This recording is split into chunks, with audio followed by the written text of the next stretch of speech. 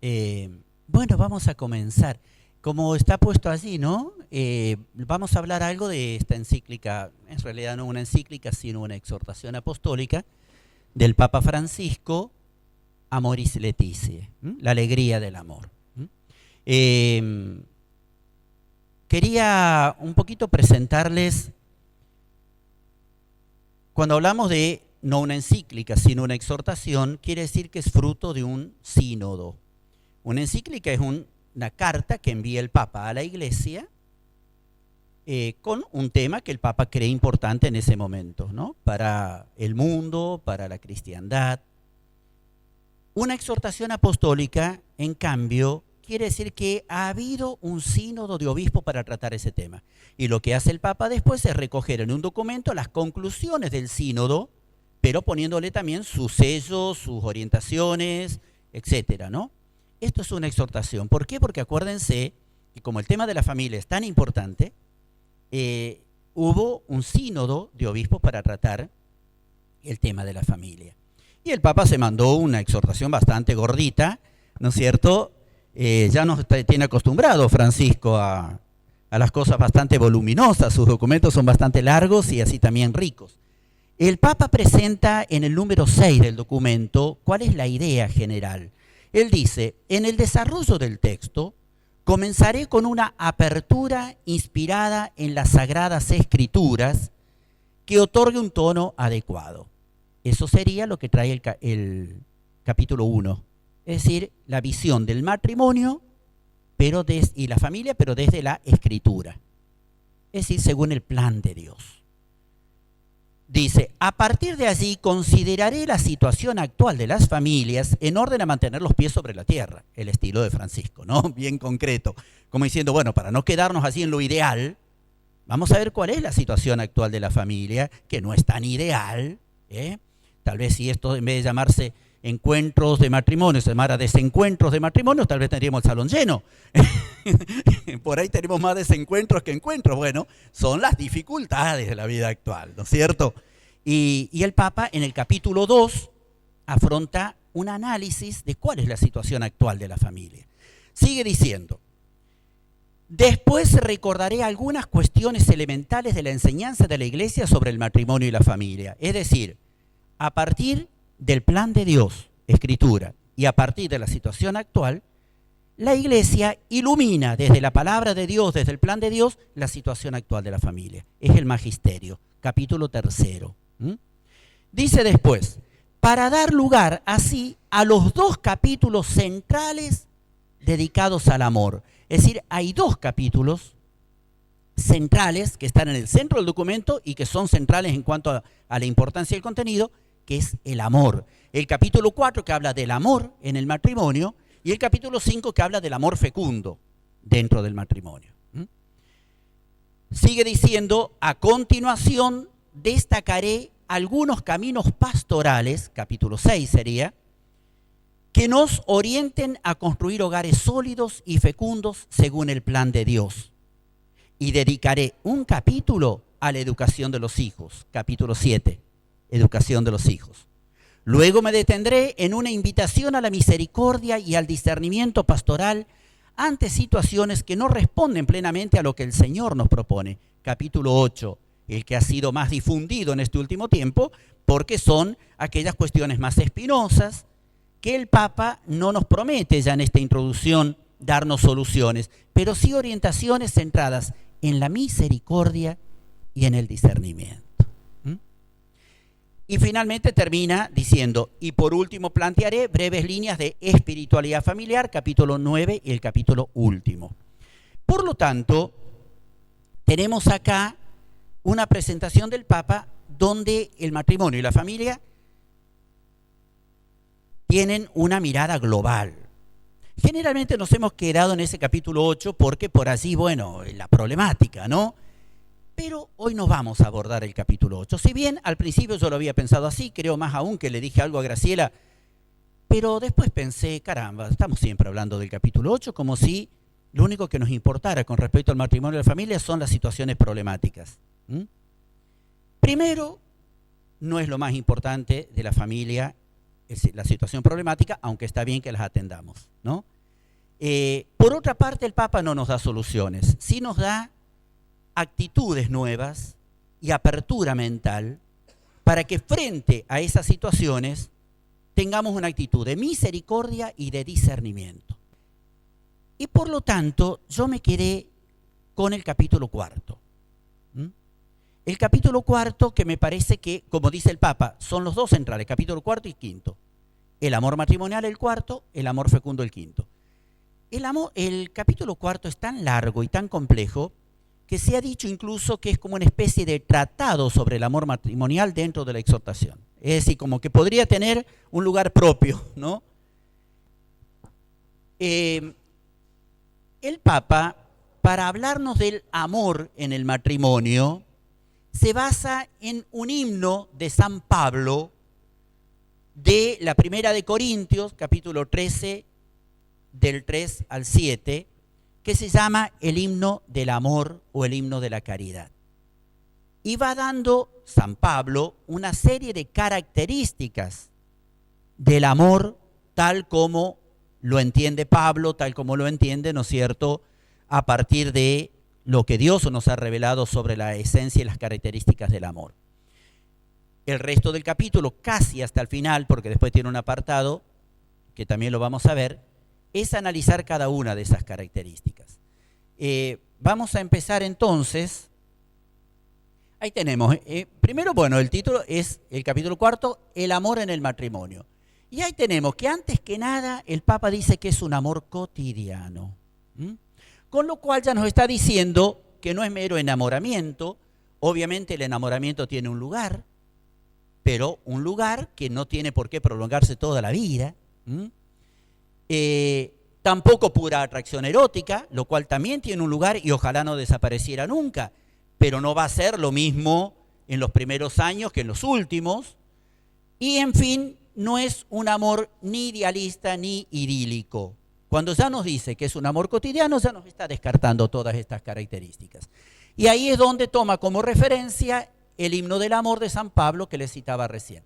Las características son estas: el amor es paciente. Yo acá tengo algunas, a ver cómo las trata el Papa.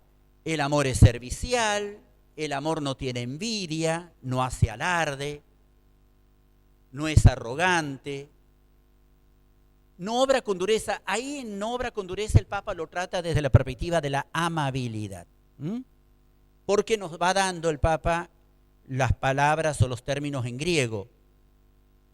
¿Qué significa en el original griego? De modo que se puede traducir de una manera o de otra y ayuda a entenderlo mejor. No busca su propio interés. Ahí el Papa habla de desprendimiento, el amor como desprendimiento. No se irrita, ahí habla de la violencia interior, como cuando a veces uno no tiene pacificada el alma, se irrita con mucha facilidad. No lleva cuentas del mal, ahí nos habla del perdón el Papa. Después dice que no se alegra con la injusticia, sino que goza con la verdad. Esos dos puntos los trata desde la capacidad que nos da el amor de alegrarse de lo que le pasa al otro, cuando al otro le pasa algo bueno.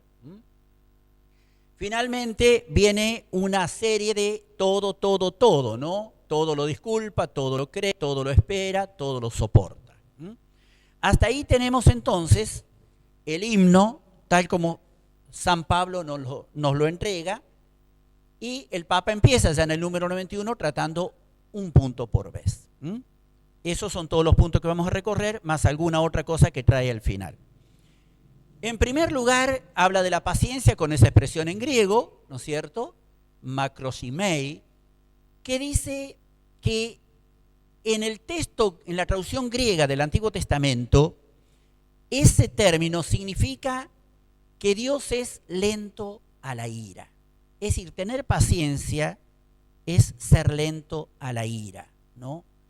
Y entonces dice, eso significa no se deja llevar por los impulsos. Un amor maduro es un amor que tiene filtros entre el impulso y la conducta. Un amor inmaduro es aquel que cualquier impulso interior lo descarga en una conducta. ¿Por qué es inmaduro? Porque es la actitud del bebé. ¿Qué hace un bebé? Ve algo que le gusta y tiende la mano. Tiene hambre y llora. Es decir, no hay filtros, no hay filtros, es impulso, conducta. Porque obviamente es un bebé. Cuando nosotros somos adultos y nos dejamos llevar por los impulsos, hay una gran inmadurez de base que hay que superar. No hay manera de generar un amor maduro en la pareja cuando juntamos dos inmadureces. No se deja llevar por los impulsos, pero el Papa aclara que esto no significa dejar que nos maltraten. Tener paciencia no significa que hagan cualquier cosa, tolerar agresiones físicas, que nos traten como objetos. Aquí puse en rojo para aclarar, observar. ¿No es esto todo una novedad, sobre todo en boca de un papa? Sobre todo, ¿qué está sugiriendo al decir eso? En ciertos casos la separación puede ser aconsejable.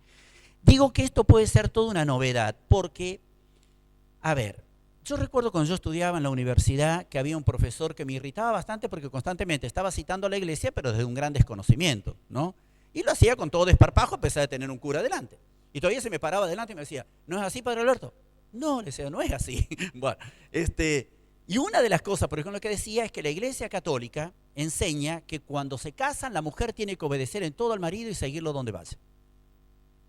Y yo digo, mirá, a mí no me enseñaron eso en el seminario nunca, y no está tampoco en el ritual de matrimonio. Ahora, algo debemos haber hecho mal como iglesia en cuanto a la transmisión del sentido del matrimonio, que este profesor lo entendió así, y si les preguntamos a mujeres muy mayores, vamos a ver que había algo de eso. Casos incluso de mujeres que iban a quejarse a su mamá de que el marido les pegaba y le decían, y bueno, tenés que aguantar, vos ya te casaste, ¿no es cierto? Más aún, a veces hasta le preguntan, bueno, pero vos qué haces, como diciendo, no tenés que hacerlo enojar, como justificando, terrible, pero algo hicimos mal. A nivel oficial, la iglesia nunca enseñó eso, pero también es cierto que nunca enseñó lo contrario. Y queda la sensación de que si estás casado por toda la vida, significa que tenés que aguantar lo que venga. El Papa está aclarando claramente que tener paciencia no significa aceptar que nos maltraten, ni agresiones físicas, ni manipulaciones de ningún tipo. Después también dice el Papa que el problema es cuando esperamos que las relaciones sean celestiales. Que las personas sean perfectas, o cuando nos colocamos en el centro y esperamos que todo sea conforme a nuestra voluntad. Ahí volvemos a la actitud regresiva que decíamos antes, ¿no? Del bebé que no tiene filtro entre el impulso y la conducta, o el narcisismo del bebé, ¿no es cierto?, según el cual todo tiene que acomodarse según sus deseos. La realidad tiene que adaptarse a sus deseos, ¿no? Dice el Papa, cuando esto ocurre, todo nos impacienta. ¿Por qué? Y porque la realidad no siempre se adapta a nuestros deseos. Y si nosotros no hemos superado el narcisismo inicial de cuando éramos inmaduros, chiquitos, y queremos seguir adaptando la realidad a nuestros deseos, todo nos va a impacientar, porque no vamos a entender cómo puede ser que no se den cuenta que yo quiero esto. Y dice el Papa, la paciencia se afianza cuando reconozco que el otro también tiene derecho, él no lo trae subrayado, los subrayados son propios, tiene derecho a vivir en esta tierra junto a mí así como es.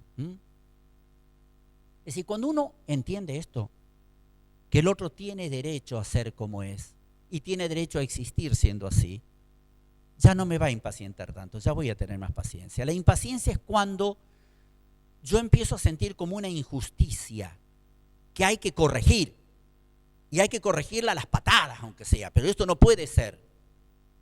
Cuando yo entiendo que si el otro tiene una manera de ser y que tal vez no la puede cambiar tan fácilmente, pero así como es lo elegí, y así como es tiene derecho a existir, ya empiezo a bajar un poquito también mi nivel de impaciencia al no poder modificar esa realidad. ¿Quién te dijo que vos estás en el mundo para andar cambiando el modo de ser de los demás? ¿Por qué no empezás por cambiar el tuyo?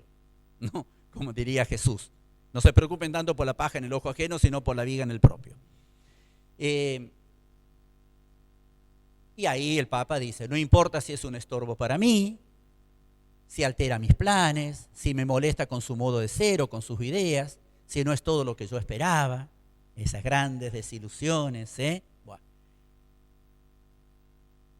Y dice el Papa, el amor tiene siempre un sentido de profunda compasión que lleva a aceptar al otro como parte de este mundo, también cuando actúa de un modo diferente a lo que yo desearía. Yo puse ahí, es decir, no intenta modificar la realidad según los propios deseos, los que le adelantaba antes, ¿no? Ese es un agregado, por eso lo pongo entre paréntesis, ¿no? Pero la palabra compasión, tenemos que pensar en esa palabra. Muchas veces la compasión nos preserva del odio, del rencor, de la impaciencia. Es decir, mirar el defecto del otro como debilidad, que necesita ser cuidada, necesita ser acogida, necesita ser acompañada, y no como injusticia que se me comete y que el otro lo hace parece a propósito. Son dos actitudes radicalmente distintas y el eje, la bisagra, pone el Papa justo ahí, la palabra compasión. Bueno, ahí ya pasamos al segundo punto, el amor es servicial. Tuvimos hasta ahora con el amor es paciente, ¿no? Ahí pone la palabra que es única en la Biblia y que es impronunciable, que deriva ahí de Christos. ¿Qué quiere decir? Persona buena que muestra su bondad en sus obras. Yo subrayé en sus obras porque es lo que el Papa quiere destacar, ¿no? Es decir, esa palabra de la que se toma servicial remarca eso. La persona buena, pero no buena pero perfectamente inútil, ¿no es cierto? Sino buena que manifiesta esa bondad en obras. Y por eso el Papa lo relaciona con la anterior diciendo, así la paciencia nombrada en primer lugar no es una postura totalmente pasiva. El amor beneficia y promueve a los demás, por eso se traduce como servicial. También dice el Papa que Pablo quiere insistir en que el amor no es solo un sentimiento, sino que se debe entender en el sentido que tiene el verbo amar en hebreo, es decir, hacer el bien. Hay que entender que los hebreos no entienden de nada abstracto, no busquen palabras abstractas en el lenguaje hebreo. Por eso no te dicen eternidad, te dicen por los siglos de los siglos, porque los siglos puedo medirlo, la eternidad no sé qué es. Es decir, una mentalidad práctica se traduce también en un lenguaje práctico, pragmático. Y el hebreo es bien pragmático, por eso les va tan bien en muchos lugares, ¿no es cierto? Es decir, los judíos, porque son pragmáticos, son prácticos. También ellos, el sentido de la palabra amar es hacer el bien. Es decir, un amor que se traduce en obras. Santiago lo dice claramente, ¿no? Si dices que amas a tu prójimo, pero te encuentras con tu hermano que está desnudo, que tiene frío, tiene hambre, y vos lo palmeás, le decís, bueno, hermanito, espero que te vaya bien, y no le da lo que necesita, tu amor es una mentira, ¿no? Así también cuántas veces en el matrimonio te amo, pero no me interesa lo que sentís, no me interesa lo que te pasa, no me interesa qué te hace feliz, pero te amo. Diría Santiago, tu amor es una mentira. El amor no tiene envidia. Pablo rechaza como contraria al amor una actitud expresada como celoi, que son los celos, la envidia, ¿no? Significa que en el amor no hay lugar para sentir malestar por el bien del otro. Yo acá también, atento, última noticia, rojo. Yo acá quería señalar un detalle, ¿no? Yo decía, agreguemos nosotros que antes el varón era proveedor y la mujer sumisa. ¿Por qué digo esto? Porque uno piensa, bueno, la envidia, obviamente, los celos por el bien del otro, se entienden dentro de la sociedad. Dentro del matrimonio no sé en qué sentido la envidia, los celos, pero cuidado, que el Papa puede ser muy agudo al estar señalándonos esto, ¿no? Porque yo señalaba, ante el amor, el proveedor era el varón y la mujer se la tenía que bancar muchas veces, porque si el marido se iba no tenía de qué vivir, o si le echaba de casa no tenía ni siquiera dónde vivir, no solo de qué, ¿no? En cambio, hoy la mujer también trae dinero a la casa y surge a menudo el espíritu de envidia y de competencia entre los dos. No digo que eso esté mal, digo que por ahí se puede entender los celos a veces cuando, por ejemplo, la mujer es más exitosa que el marido. Eso no puede ser. El marido siente su masculinidad puesta en duda, ¿no es cierto? Entonces, pienso que ahí también puede entenderse dentro del matrimonio. Después otro de los puntos que no hace alarde, el Papa agrega ni agrandarse, no hacer alarde ni agrandarse. Eso lo agrega el Papa. Lo que dice el himno es no hace alarde. Y el Papa entiende ese hacer alarde como agrandarse porque el término utilizado para alarde es este que aparece allí, perperoutai, que significa ansia de mostrarse como superior, actitud pedante, algo agresiva, dice el Papa, ¿no? Y por eso dice el Papa, quien ama no solo evita hablar demasiado de sí mismo, sino que además, porque está centrado en los demás, sabe ubicarse en su lugar sin pretender ser el centro. Después ya el otro punto que era no obra con dureza, que el Papa lo trata como amabilidad. La palabra es esa, ¿alguien la quiere leer? Es asgemonei. Esa palabra indicaría que el amor no obra con rudeza, no actúa de modo descortés, no es duro en el trato. Y ahí trae, ¿no es cierto?, dice el Papa, sus modos, sus palabras, sus gestos son agradables y no ásperos ni rígidos. Detesta hacer sufrir a los demás. Y ahí señala, la cortesía es una escuela de sensibilidad y desinterés, que exige a la persona cultivar su mente y sus sentidos, aprender a sentir, a hablar y en ciertos momentos a callar. Todo eso entra dentro de lo que es la amabilidad, no obrar con rudeza. Santo Tomás señala, todo ser humano está obligado a ser afable con los que lo rodean. El tema afable, la palabra afable, centrada en el término fa, ¿no?, que significa hablar, está más centrado en la persona que te habla bien, que no te humilla en el modo de hablar. Está más centrado en la palabra. Por eso lo inefable es aquello que no se puede pronunciar, ¿no? Afable sería aquello que tiene que ver con el buen trato, con la palabra, sobre todo con la palabra.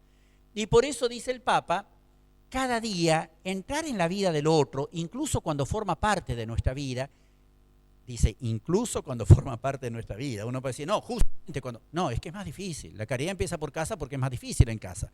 Cuando lo tengo que ver todos los días, qué afabilidad ni afabilidad. Estoy podrido, uno dice. Bueno, no, ahí justamente dice, cada día entrar en la vida del otro, incluso cuando forma parte de nuestra vida, pide la delicadeza de una actitud no invasora, que renueve la confianza y el respeto. El amor, cuando es más íntimo y profundo, tanto más exige el respeto de la libertad y la capacidad de esperar que el otro abra la puerta de su corazón. Rojo, pensar. El otro es un misterio. ¿Por qué digo esto? Porque el Papa decía en el punto anterior, ¿no es cierto?, el amor cuando es más íntimo y profundo, tanto más exige el respeto de la libertad y la capacidad de esperar que el otro abra la puerta de su corazón. Eso es lo que nos constituye en un misterio. Muy a menudo se dice, y yo lo he escuchado a veces en los medios de comunicación, que la fe retrocede a medida que avanza la ciencia. Cosa no probada en absoluto, porque no hay menos fe ahora que hace 10 millones de años y la ciencia ha avanzado mucho, ¿no es cierto? Porque se considera que la fe se apoya en los misterios. Los misterios es lo que no conocemos. La ciencia cada vez deja menos margen de la realidad que no conozcamos y que incluso dominemos. Por lo tanto, la fe va teniendo un espacio cada vez más chico. Error. Misterio no llamamos a aquello que no se conoce, sino a aquello que no se puede conocer, a menos que nos sea revelado. Y ahí no tiene nada que hacer ni decir la ciencia, por eso en miles de años no ha avanzado ni así. Leamos a Abraham y tenía los mismos miedos, los mismos anhelos que cualquiera de nosotros, aunque no tenía celular. ¿No es cierto? Entonces, ahí descubrimos que Dios es misterio y no podemos conocer su vida íntima, quién es Dios, si Él no se nos revelara. Y nosotros, imagen y semejanza de Dios, aunque nos lleven, acá Raúl, yo sé que por amor a la ciencia está dispuesto a cualquier sacrificio, como es, se ofrece para que lo llevemos al laboratorio y lo investiguemos. Así que, lo siento, ¿no? Pero te vamos a cortar en tirita, todo, y lo vamos a analizar detalladamente con los últimos instrumentos de la ciencia. ¿Vamos a saber quién es Jorge? Vamos a ver cuál es su grupo sanguíneo, un montón de cosas. pero no vamos a saber quién es Él. ¿Cómo vamos a saber quién es Él? Si Él nos abre su corazón. ¿Y cómo vamos a lograr que Él nos abra su corazón? Si Él se siente amado y Él ama. El amor es la única llave de acceso al misterio. Por eso decimos que nunca conocemos a una persona a menos que la amemos. El amor es lo que te da la llave del misterio del otro. Pero eso lleva, como dice el Papa, a la capacidad de esperar que el otro abra la puerta de su corazón. Es como el pimpollo de la flor, que si queremos que se haga flor ya, porque yo decidí que quiero tener una flor, lo que hago es arrancarle los pétalos. Ahora, si yo tengo la paciencia de esperar, se me va a ofrecer como flor en el tiempo oportuno. Y así son las cosas cuando entramos en el plano del misterio. Por eso me cautivó mucho esa palabra del Papa, saber esperar, ¿no? Y bueno, ahí entonces tenemos que el otro es un misterio. Veamos, por ejemplo, algunas palabras que Jesús decía a las personas. Decíamos que estamos en el ámbito más bien del lenguaje, ¿no? Y dice, ánimo, hijo, y va dando las citas.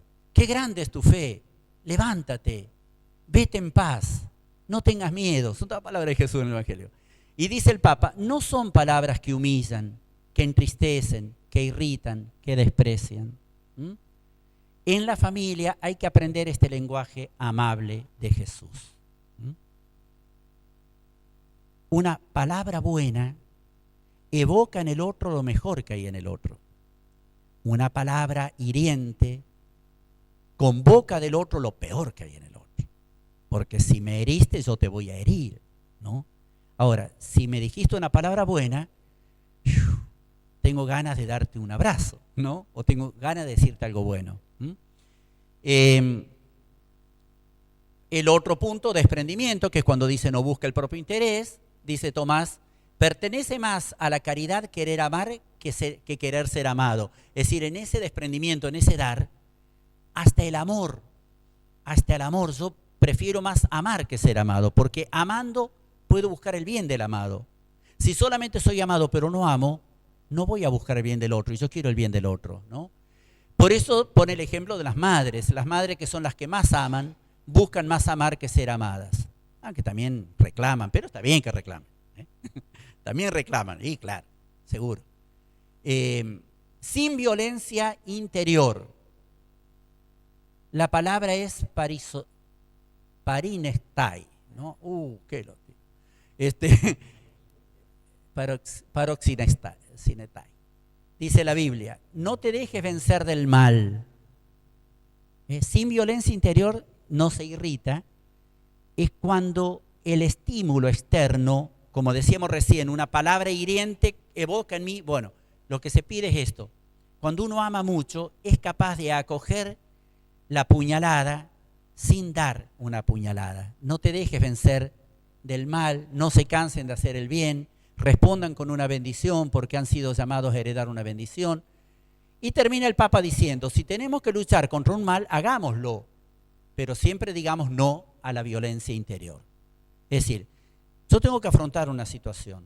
Una cosa es que yo la afronte porque hay que resolver la situación y otra cosa es que yo la afronte porque estoy tan harto que quiero vengarme de lo que me han hecho. Ya lo decía Don Bosco como educador, ¿no? Cuando tenemos que reprender a un alumno, que el alumno no perciba que estamos descargando en él nuestro enojo, sino que estamos preocupándonos por su bien. Eso significa el no a la violencia interior, ¿no? Finalmente, el perdón nos lleva a cuenta del mal. El Papa lo trata como perdón. El tema de la importancia del perdón, ¿no? Si permitimos que un mal sentimiento penetre en nuestras entrañas, dejamos lugar a ese rencor que se añeja en el corazón. La frase logisetai tu kakon significa toma en cuenta el mal, lo lleva anotado, es decir, es rencoroso. Lo contrario es el perdón. Un perdón que se fundamenta en una actitud positiva, que intenta comprender la debilidad ajena y trata de buscarle excusas a la otra persona. Como dijo Jesús, Padre, perdónalos porque no saben lo que hacen. Es decir, cuando aún el defecto del otro yo le busco alguna excusa. Hay una viejita que viene siempre a verme, que yo siempre he dicho que yo al día siguiente que se muera yo mando la causa a Roma. No, es santa. Ese tener experiencia de estar en contacto con una persona santa no tiene precio. No tiene precio. Una persona que con mucha dificultad sabe escribir y viene muy pobre y viene con los sobrecitos de los té abiertos, pegado uno en punta de otro, y ahí trae todo escrito lo que ella me quiere decir y escribe así empujando, no sé cómo se entiende, yo no le entiendo. Bueno, está llena de Dios, llena de Dios. Si yo me pongo a contarle se nos va la noche, ¿no? Pero por ejemplo, se le murió el primer marido, ¿no? Ella habla de su primer marido con un amor, la mataba a palos. Pobrecito, lo que pasa es que él tomaba mucho, busca excusas, como decir, no es que yo digo que está bien lo que él hacía, pero lo que pasa es que pobrecito es que él tomaba mucho, pero él se murió en mis brazos, él, no, bueno, nunca le pregunté si ella le puso la almohada bueno, eso no. ¿Cómo no se iba a morir en tus brazos si lo agarraste así y dijiste, ahora te tengo, pobrecita, tan lejos de ella todo eso, ¿no? Y ahora está con un segundo marido. Está con un segundo marido, que también ya se le murió. Y quiere casarse vuelta, tiene como 80. Bueno, también se le murió el segundo porque le agarró una enfermedad, ella lo curó siempre. Él también me pega, pero menos. Ah, bueno, vamos progresando, ya le pega menos. Pero él es bueno, lo que pasa es que él es como que se pierde, pobrecito, pero él es bueno. Ay, Dios mío, yo digo, no me lo pongas en el camino que lo cacho del cogote, ¿no es cierto? Pero ella excusa todo, uno dirá, es un exceso. Bueno, el amor comete excesos, ¿no es cierto? El amor comete excesos. Y ella no es ingenua, ella sabe que todo eso está mal. Y cómo educa a sus hijos, tiene nietos ya, ¿no es cierto? Pero su amor hace que constantemente esté buscando excusa, nunca una palabra de reproche hacia sus exmaridos, que en la miseria ha tenido que vivir, ha tenido que criar a sus hijos como pudo, ellos gastaban el dinero con bebida. Una vez descubrió a su marido con otra mujer, y lo descubrió allí, infragante. Dice, yo me volví a casa y lo esperé. Y cuando llegó, no le dije nada. No le dije nada. Él volvió y pobrecito, dice, con la cabeza baja. Y yo no le dije nada. Y así seguimos. Pasó mucho tiempo. Después, cuando estaba enfermito y tenía que curarle todo esto acá y limpiarlo, porque tenía un coso, todo, una vez me dijo, dice, vos me querés mucho a mí, ¿no? ¿Cómo me cuidás? ¿Y cómo no te voy a querer? Dice, sí, por eso te elegí, sos mi marido. Y me dijo, aquella vez que me encontraste con esa mujer, no me dijiste nada. Y dice, y yo le dije, ¿y qué te iba a decir si vos ya sabías? Ya está. Ay, Dios mío. Yo firmo ya el purgatorio porque yo sé que si no me voy al infierno. Si me permiten firmar, firmo ya el purgatorio, porque si no me voy al infierno. Uno puede pensar que es mojigatería. No lo es. Si ustedes la conocieran, se darían cuenta que no lo es.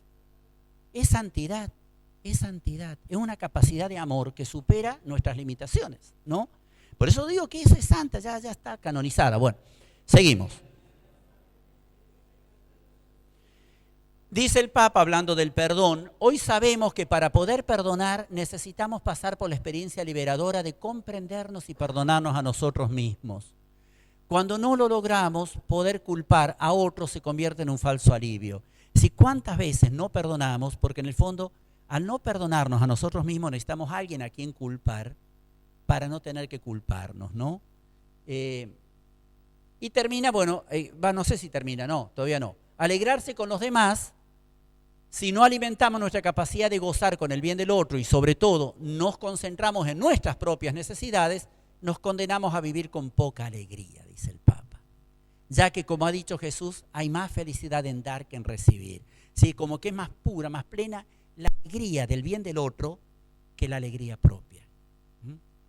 Y aquel que no es capaz de alegrarse con el bien del otro porque está centrado solo en sus propias necesidades, se pierde una gran cuota de alegría y de plenitud en la vida, ¿no? Y miren qué lindo lo que dice aquí. Yo lo destaqué en rojo más abajo, pues dice, la familia debe ser siempre el lugar donde alguien que logra algo bueno en la vida sabe que allí lo van a celebrar con él. Es un ámbito donde yo sé que se van a alegrar con esto que me alegra, como una señal del amor. Y así debería ser la familia, un ámbito donde yo sé que esto que a mí me alegra, aunque sea una pavada para los otros, para ellos no va a ser una pavada porque me aman. Disculpa todo, 4 expresiones que hablan de totalidad: disculpa todo, cree todo, espera todo, soporta todo. Y ahí el Papa lo va diciendo, todo lo disculpa, espantas teijei, que tiene que ver con el uso de la lengua, ¿no? Guardar silencio sobre lo malo, limitar el juicio, contener la inclinación a lanzar una condena. Dios nos pide, no habléis mal unos de otros, hermanos, en la carta de Santiago, ¿no? La palabra de Dios es dura con la lengua. Es un mundo de iniquidad, contamina a toda la persona, es un mal incansable cargado de veneno mortal. Con ella maldecimos a los hombres creados a semejanza de Dios. El amor cuida la imagen de los demás. Los esposos que se aman y se pertenecen hablan bien el uno del otro. En todo caso guardan silencio para no dañar su imagen. Yo recuerdo un psicólogo que nos estaba dando una de las clases de la especialización de Buenos Aires, el hombre y él comentaba un caso de una mujer que vino a terapia. Y cuando le hablaba de cosas que le decía a su esposo, hubo una de las cosas donde él hizo solamente un gesto, así, ¿no? Como diciendo, ¿cómo va a decir eso? Pero fue solo un gesto, no un comentario. Dice que la mujer siguió hablando, todo. Pero cuando terminó la sesión le dijo, y usted le ha faltado el respeto a mi esposo, porque usted no es quien para juzgar a mi esposo. Y dice, usted hizo un gesto descalificando lo que mi esposo... Un poco esto, ¿no? Como diciendo, yo tengo derecho a hablar mal de mi esposo, porque es mi esposo, pero usted no, ojito, ¿no? No, es mi esposo, usted no tiene por qué hacer gestos sobre lo que mi esposo dice, ¿no? Y él dice, aprendí que hay que estar atento, ¿no? Hay que estar atento, uno tiene que ser como una pared, diga lo que diga, no puedo hacer gestos ni confirmatorios ni disconfirmatorios, porque me estoy poniendo en juez, y el psicólogo no es juez del paciente, ¿no? Guardan silencio para no dañar su imagen, tampoco es la ingenuidad de quien pretende no ver las dificultades y los puntos débiles del otro. Pero el otro no es solo eso que a mí me molesta. No le exijo que su amor sea perfecto para valorarlo. Me ama como es y como puede. Ese como puede me parece hermoso, ¿no? Que su amor sea imperfecto no significa que sea falso. Me ama hasta donde llega a amar. Nadie da lo que no tiene. ¿Cuánto amor recibió? ¿Cuánto amor puede dar? Por eso hablaba antes de que por ahí la compasión nos protege a veces de ir alimentando sentimientos que llega un momento y desbordan, ¿no? Si le exijo demasiado, me lo hará saber de alguna manera, ya que no podrá ni aceptará jugar el papel de un ser divino, ni estar al servicio de todas mis necesidades. Yo acá puse acotación, buscar en el otro lo que rechacé de mis padres. Y ahí puse, ¿dónde están las monedas? No sé si conocen el cuento. Si lo ponen en Google, aparece. Es de Garriga el cuento. Un cuento largo, no para nada entretenido, ¿no? Porque va repitiendo las distintas situaciones según distintas... Bueno, pero sí deja una gran enseñanza, ¿no? Ahí, por ejemplo, dice que el otro, si yo le exijo demasiado, me lo va a hacer saber de alguna manera. De alguna manera me va a pasar factura de eso. ¿Por qué? Porque no va a aceptar, no podrá ni aceptará jugar el papel de un ser divino. Él no tiene por qué venir a responder a la imagen idealizada que yo tengo de él. Y yo agregué eso porque, bueno, en un plano psicológico medio profundo, medio complejo, pero cuando le exigimos a la pareja ciertas cosas, es cosas que hemos rechazado de nuestro padre y ahora andamos buscando ese vacío que lo llene. Cuando hemos aceptado todas las monedas, sean de barro, sean de plata, sean de oro, ¿no es cierto? Somos seres plenos, reconciliados con nuestra historia personal y desde ahí podemos amar sin esperar que el otro responda a mis necesidades o venga a llenar mis vacíos o mis frustraciones o mis carencias, ¿no? El amor convive con la imperfección, la disculpa y sabe guardar silencio ante los límites del ser amado. Confía, todo lo cree, ese panta en griego es todo, ¿no? Y dice el Papa que no se debe entender como la fe en sentido teológico, sino en sentido de confianza. Por eso confía, todo lo cree en el sentido de que confía. No es necesario, atención acá, controlar al otro, seguir minuciosamente sus pasos para evitar que escape de nuestros brazos. El amor confía, deja en libertad, hace posible espacios de autonomía. Hace posible espacios de autonomía. Si yo quiero la felicidad del otro, el otro necesita aire también, ¿no? No puedo estar siempre encima del otro. Entonces no querés que te acompañe, entonces no me querés. Entonces, no es que no te quiero, pero me tenés harto.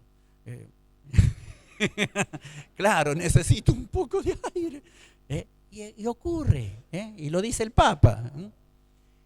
Y fíjense lo que dice aquí, ¿no? Alguien que sabe que siempre sospechan de él, que lo juzgan sin compasión, no lo aman de manera incondicional, preferirá guardar sus secretos, esconder sus caídas y debilidades, fingir lo que no es. Después viene ya la otra parte, ¿no? Ese fingir lo que no es, decir, de alguna manera, crear una imagen más acorde a lo que el otro espera de mí, escondo mis debilidades, guardo ciertos secretos, porque si ya así sospecha de mí, si ya así me critica, si ya así no me deja pasar una, ¿cómo puedo ser yo mismo? Voy a terminar de defraudarlo. Entonces genero una imagen más acorde a lo que el otro espera. Después finalmente el amor espera en el sentido, ¿no es cierto?, de no desespera del futuro, dice, sabe que las cosas pueden cambiar, que quizás Dios escriba derecho con las líneas torcidas de una persona, es decir, esta persona que tiene tantos defectos, ¿no la habrá puesto justamente Dios cerca de mí para que yo ejercite la paciencia, o para que yo sepa descubrir también mis propios defectos, o para que no me sienta tan obligado a ocultar mis miserias, porque el otro también tiene las suyas? Entonces me da confianza también a que yo me puedo equivocar.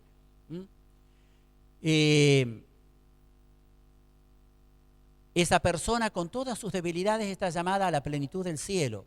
Nos permite contemplar a esa persona con una mirada sobrenatural. Y después viene soporta todo. Dice, significa que sobrelleva con espíritu positivo todas las contrariedades. Y esa expresión también me gustó. Dice, es el amor a pesar de todo. No el amor gracias a, sino a pesar de. Tiene una cuota de heroísmo tosudo, dice el Papa. Está bueno. Una cuota de heroísmo tosudo. Si queremos que amar al otro significa que todo va bien, no, a veces hay que ser un poco tosudo, un heroísmo, una especie de heroísmo, y después uno llega a descubrir que yo me acuerdo cuando empecé a ser sacerdote, tuve que dar una charla a un grupo para matrimonio, y le había hecho esta imagen, me vino a la memoria ahora cuando dije tosudo, pensé en el río, ¿no? Que el amor inicial, cuando uno se enamora, es como las acuarelas del río, ¿no? Con muchas variaciones, con mucha belleza, ¿no? Pero casarse es meterse al río, y uno se descubre que ya no hay más acuarela, y que lo que descubre a veces es bastante mugre en el agua, y alguna que otra hilacha, y después llega al barro del fondo, y descubre que hay mucha mugre también en el fondo, pero finalmente encuentra que allí en el fondo hay un lecho firme, y hay reposo, ¿no? Entonces yo creo que ese heroísmo tosudo tiene que ver con eso, ¿no? Que al final el amor triunfa, pero después de pasar por ciertas etapas que no son todas agradables. Dice el Papa, me recuerda aquellas palabras de Martin Luther King cuando volvía a optar por el amor fraterno aún en medio de las peores persecuciones y humillaciones. El Papa dedica como 2 páginas completas o más a citar el texto textual de Luther King. Yo por suerte no lo traje acá, pero dice que ese amor tosudo, ese heroísmo tosudo, le recuerda a Luther King. Y dice, en la familia hace falta esa fuerza del amor, ese amor a pesar de todo. Y da un ejemplo, dice el Papa, hay personas que han debido separarse de su cónyuge para protegerse de la violencia física. Y sin embargo, por la caridad conyugal, que sabe ir más allá de los sentimientos, han sido capaces de procurar su bien, o sea, el bien del cónyuge, aunque sea a través de otros, en momentos de enfermedad, de sufrimiento, de dificultad. Si llegado el momento en que me necesitas, estoy ahí. Quizás a través de otros, si tal vez volver a encontrarse no sea conveniente. Yo ponía, eso también es amor a pesar de todo, ¿no?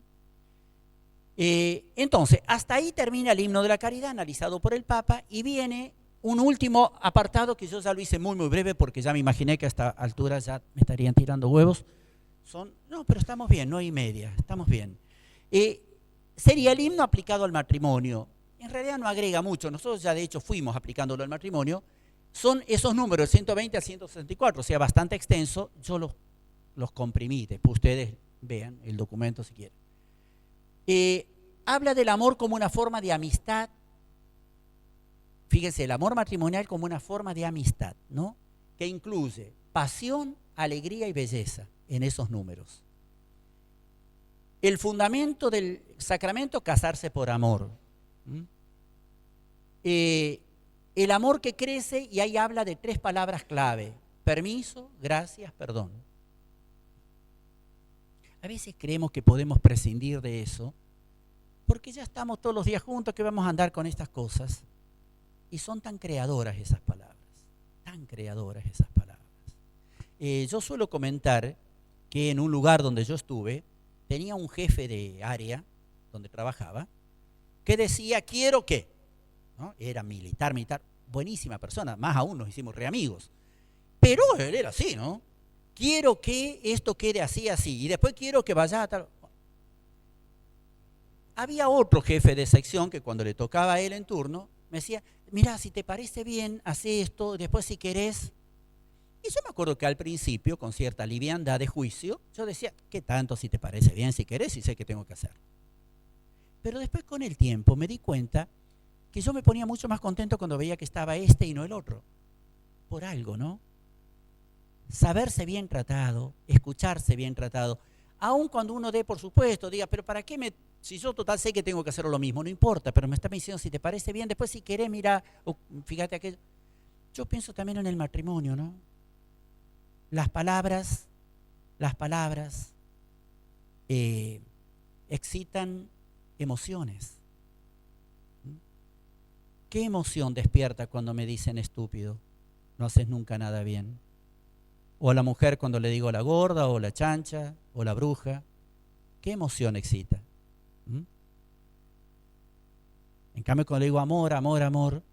Y ahí entonces, entre las distintas opciones que da en cuanto al himno de la caridad referido al matrimonio, habla del diálogo y habla de cosas que condicionan el diálogo, ¿no? Modo de preguntar, modo de responder, tono de voz, momento adecuado, etc. Muchas veces uno de los cónyuges no necesita una solución a sus problemas, sino ser escuchado. Tiene que sentir que se ha percibido su pena, su desilusión, su miedo, su ira, su esperanza, su sueño. Yo a veces tratando así con matrimonios que han venido a terapia incluso, sugerir algo que en psicología suele dar resultado, que son las asambleas familiares, ¿no? Y uno de los elementos que suelo señalarles como que me parece oportuno es aprender en ese ámbito que cada uno que quiere hablar, los otros tienen la obligación de escucharlo hasta que termine. Y ejercitarse en escucharlo con el corazón más que con la cabeza. ¿Por qué? Porque la cabeza tal vez está rechazando lo que dice, porque la cabeza analiza el contenido. Pero el otro lo que necesita es que yo reciba en mi corazón lo que pasa en su corazón. Que yo perciba que está angustiado o que está enojado. Y yo recibo eso y lo comprendo y acojo ese sentimiento que lo está perturbando.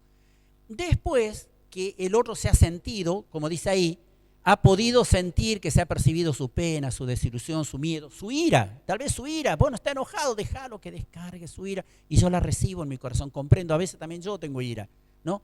Una vez que el otro ha sentido que se ha recibido, también está en condiciones de recibir mi respuesta, donde le puedo decir, mira, entiendo que estás enojado, todo, pero fíjate que en realidad lo que ocurrió es por esto, tal vez vos lo entendiste de esta manera, pero mi intención era esta. Bueno, el otro ya está preparado también para recibir mi corazón. Es todo como una revolución copernicana en lo que es el diálogo en la familia, cuando aprendemos a escuchar resonancias de emociones y sentimientos, más que quedarnos prendidos en los contenidos y si tener razón o no tener razón. Y dice el Papa, pero son frecuentes lamentos como estos. No me escucha.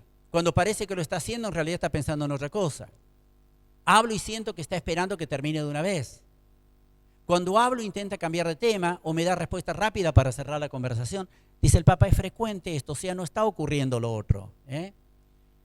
Y ahí yo puse la importancia de distinguir entre reproche y demanda. Es decir, es también una técnica en psicología, pero digamos, ¿qué significa el reproche? El reproche, cuando le hago sentir al otro que no está cumpliendo con algo que debería hacer. Ahora, el reproche, ¿qué despierta en el otro? Una actitud defensiva. ¿Y cómo me defiendo? Reprochando. La demanda, en cambio, despierta en el otro actitudes de cuidado hacia mi fragilidad que necesita de él. Ahora, ¿cómo se logra eso? Por ejemplo, una mujer le dice al marido, ¿por qué no me sacás nunca? Y el marido le dice, ¿qué te voy a sacar si cada vez que te digo vos siempre estás, que esto, que lo otro, que bla, bla? ¿No es cierto? Es diferente si la mujer le dice, che, ¿cómo me gustaría que volviéramos a salir como hace mucho? ¿Te acordás? Los dos solos, tranquilos, ¿no es cierto? Un tiempo para nosotros, ir a cenar por ahí. Le está diciendo lo mismo, le está diciendo no me sacas nunca. Pero ¿qué despierta en el otro? Se siente cotejado, se siente demandado. Te necesito. Me haría bien estar a solas con vos, ¿no? Despierta una actitud distinta y le está diciendo lo mismo. Le está diciendo lo mismo. Entonces, bueno, eso como una síntesis, ¿no? Distinguir, la importancia de distinguir el reproche y cuidado. Amor apasionado, en este apartado, el Papa habla de emociones, gozo, erotismo, y destaca la necesidad de educar y que la educación no atenta contra la espontaneidad. Yo puse confrontar de Cesaria Deus Caritas, a ver, es muy breve, ¿no? Porque el Papa no la cita en ese punto, pero me parece muy importante, ¿no? Fíjense, cuando habla de que la educación de la pasión, del erotismo, no implica coartar la espontaneidad. Por ejemplo, dice el Papa que en modo alguno la Iglesia ha rechazado nunca el erotismo. Pero, dice, el eros ebrio e indisciplinado no es elevación, éxtasis hacia lo divino, sino caída, degradación del hombre. Resulta así evidente que el eros necesita disciplina y purificación para dar al hombre no el placer de un instante, sino un modo de hacerle pregustar en cierta manera lo más alto de su existencia, esa felicidad a la que tiende todo nuestro ser. Dice, el amor promete infinidad, eternidad, una realidad más grande y completamente distinta de nuestra existencia cotidiana, pero al mismo tiempo se constata que el camino para lograr esta meta no consiste simplemente en dejarse dominar por el instinto. Hace falta una purificación y maduración que incluyen también la renuncia. Esto no es rechazar el eros ni envenenarlo, como decía Nietzsche, ¿no? Sino sanearlo para que alcance su verdadera grandeza. Mucho más adelante dice, ciertamente el eros quiere remontarnos en éxtasis hacia lo divino, llevarnos más allá de nosotros mismos, pero precisamente por eso necesita seguir un camino de ascesis, renuncia, purificación y recuperación. No se va a entender lo que quiere decir Benedicto, ese es Deus Caritas del Papa Benedicto, ¿no? Si no leen completo, pero es muy rico lo que dice allí Benedicto, porque también en eso la Iglesia, y eso también, Benedicto era muy audaz, dice cosas que, por ejemplo, la Iglesia siempre habló más del ágape, al punto que se considera que el eros es pecado, el erotismo, ¿no? Y dice el Papa Benedicto, el ágape es el amor que da, pero es mentira que nosotros podemos vivir de ágape, necesitamos también que nos amen, Por lo tanto, también hace falta el eros. ¿Mm? Y después sigue más adelante y señala que incluso Dios también tiene eros. Porque tampoco Dios ama y ama, Él también espera que lo amemos, ¿no? Y entonces señala cómo el eros, él dice, el primer paso de un chico hacia una chica es el eros, ¿no? Pero cuando se acerca a ella y le mira a los ojos, ve detrás de esos ojos un alma que anhela, sueños, ¿no es cierto? Ve una persona y el eros es como el trampolín que lo va llevando de a poquito al ágape. Ya no piensa solamente en poseerla, sino que piensa en entregarse a ella. Ya no piensa solamente en lo que ella me puede dar, sino en qué puedo hacer yo para que esta persona alcance sus sueños, alcance su plenitud. Es decir, como que no se oponen el eros y el ágape. Es muy rico lo que dice Benedicto ahí. Y me parece interesante en lo que dice el Papa, que habla de emociones, gozo, erotismo, pero que la educación de estas emociones, del gozo y del erotismo, no atenta contra la espontaneidad. No significa, disfrutemos pero no tanto. No, disfruten plenamente. Pero para alcanzar la plenitud del gozo, tiene que haber también una capacidad de amor que supone accesis. Si todo está centrado en mí mismo, el otro es un medio, y puede ser este medio, puede ser otro, no importa, ¿no? Y ahí se perdió la dimensión del amor y ya el mismo eros no alcanza su plenitud. Bien, acá ya vamos terminando. Entonces dice, habla también de la violencia y la manipulación. Dice en el número 154, aún dentro del matrimonio, la sexualidad puede convertirse en fuente de sufrimiento y de manipulación. Un acto conyugal impuesto al cónyuge, sin considerar su situación actual y sus legítimos deseos, no es un verdadero acto de amor y prescinde, por tanto, de una exigencia del recto orden moral en las relaciones entre los esposos. Ya lo sabemos, el tema es incorporarlo porque a veces se da, ¿no? Y finalmente trata el Papa de estos temas, el matrimonio y la virginidad, trata el tema del celibato. Yo les adelantaba algo en el resumen ahí, ¿no es cierto?, donde, presenta que ninguno es superior al otro, son vocaciones distintas, y también habla del matrimonio y la ancianidad. Sé que ustedes están lejos de eso, no hay problema, pero si dentro de muchos años llegan a la ancianidad, se acuerdan lo que decía el Papa, por ejemplo, dentro de 6 meses, un año, digamos. Dice el Papa, ¿no?, sobre lo último, sobre la ancianidad. Dice, la apariencia física cambia, pero esto no es razón para que la atracción amorosa se debilite. Alguien se enamora de una persona entera, con una identidad propia, no solo de un cuerpo. Cuando los demás ya no pueden reconocer la belleza de esa identidad, el cónyuge enamorado sigue siendo capaz de percibirla con el instinto del amor y renueva su elección en una cercanía fiel y cargada de ternura. Yo agregué ahí, vemos que el capítulo cierra con la misma idea con que abrió. ¿Cuál es la idea con que abrió? Que el amor cotidiano no es mero enamoramiento, ¿no es cierto? Que no es mero enamoramiento ni el amor ideal, ¿no? Y dice el Papa al final, pero nada de esto es posible si no se invoca al Espíritu Santo, si no se clama cada día pidiendo su gracia, si no se busca su fuerza sobrenatural, si no se le reclama con deseo que derrame su fuego sobre nuestro amor para fortalecerlo, orientarlo y transformarlo en cada nueva situación. Creo que ahí termina. Sí, ahí termina. Bueno, ahí estamos entonces. Gracias.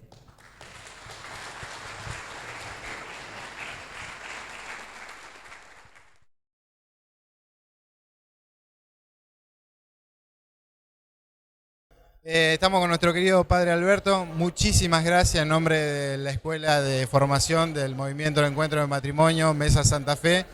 Muy emocionantes sus palabras y bueno, queríamos tener una reflexión final con usted, sabiendo de que el eje de todo esto ha sido la familia. Nuestros matrimonios son la usina de todo lo que tenemos que gestar por delante, no solamente nuestros hijos, nuestra sociedad, todo lo que nos rodea. Así que una palabra final como para redondear todo lo que nos expresó. Sí, sobre todo yo diría, mira, justamente estuve en una reunión de claustro universitario y se planteó como uno de los grandes interrogantes es si estamos llegando al fin de la familia. Creo que movimientos como este son como casi el último baluarte de defensa de la familia y creo que tenemos que defender la familia. Creo que documentos como este del Papa, la exhortación Amoris Laetitia, vuelve a recordarnos el valor de la familia, pero quizás desde una perspectiva distinta, más atractiva, más abierta, ¿no? Que creo que vuelve como a entusiasmar acerca del amor, no solamente el amor matrimonial, sino el amor bendecido por el sacramento del matrimonio.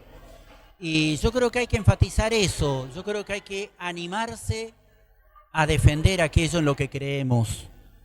Una de las cosas que creo que más nos afectan como iglesia es a veces auto-boicotearnos, sentir que quedamos desubicados si defendemos valores antiguos. Y de alguna manera, sin darnos cuenta, estamos poniéndonos nosotros mismos límites y no le estamos ofreciendo al mundo lo que el mundo necesita oír de la iglesia, sino que estamos dándole al mundo más de lo mismo. Estamos hablando de nuevos modelos familiares, estamos hablando, ¿no es cierto?, de cierta flexibilidad. Y por supuesto que la flexibilidad tiene que estar siempre presente, pero también dentro de la verdad. Y no cualquier reunión de personas es una familia.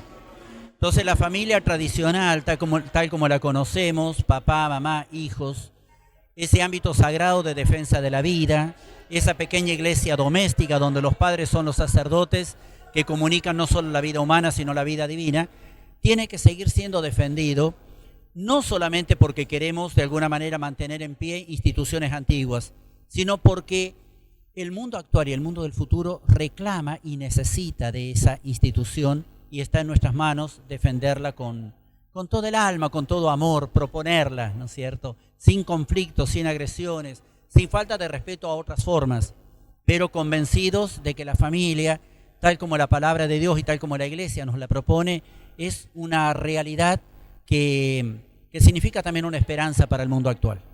Como también animarse a dar testimonio, ¿no es cierto? No solamente tener todos estos conocimientos que usted nos transmitió con palabras tan sencillas, que uno no es que no la sepa, pero ¿no es cierto?, que las familias se animen a dar testimonio y a poner el pecho, digamos. Claro, fíjate el título que le pone el Papa a su documento, a su exhortación, Amoris Laetitia, que significa la alegría del amor. Es decir, una familia que no da testimonio de alegría, no está dando testimonio de amor. Podrá estar dando testimonio de fidelidad a un compromiso asumido, pero hoy en día eso no enamora a nadie. Ahora, la alegría del amor sí enamora. Por eso yo te decía que me parece que este documento tiene una frescura, que vuelve a proponer lo mismo, pero de una perspectiva tan esencial, tan evangélica, que yo creo que puede volver a hacer arder los corazones, puede volver a despertar el interés, ¿no? Escuchábamos palabras y nos acordamos y escuchamos todos los días, todos los domingos que vamos a misa, todos los días que vamos a misa, una palabra tuya bastará para sanarme. Y en el matrimonio también, una palabra, como usted decía, cambia absolutamente, y una palabra tuya del esposo a la esposa o viceversa, ¿cómo basta para sanar? La palabra puede matar o dar vida. Jesús dijo, ustedes escucharon que se dijo, el que mata a su hermano debe ser juzgado. Yo les digo que el que llama estúpido a su hermano ya debería ser juzgado, es decir, ya lo mató. Y por eso el Papa en el documento propone recobrar aquellas palabras, gracias, permiso, perdón. Claro que sí, la palabra mata o la palabra vivifica. Por último, nuestro padre Alberto no es de Santa Fe. ¿Cómo llegó a estas tierras? ¿Cómo llegó y se enamoró y se quedó acá?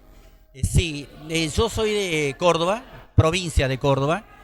Llegué aquí ya en una primera instancia en el año 81 para el seminario, porque nuestra diócesis es muy chiquita y no tiene seminario. Así que vinimos al seminario aquí, a Santa Fe. Y bueno, por supuesto, una vez ordenado volví a mi diócesis, pero después de una serie de años vine aquí para hacer algún estudio. Terminado el estudio ya estaba tapado de trabajo. Le planteé a mi obispo que tenía aquí tantas actividades que no sabía si convenía volver. Y bueno, y me quedé y aquí estoy todavía. Padre, que Dios lo bendiga. Cuiden mucho sus manos, que tiene que ser instrumento para tantas familias. Y bueno, lo vamos a comprometer para en algún momento charlar un ratito más con ustedes. Bueno, y felicitaciones y gracias a ustedes por estar defendiendo a la familia de este maravilloso movimiento de encuentro familiar.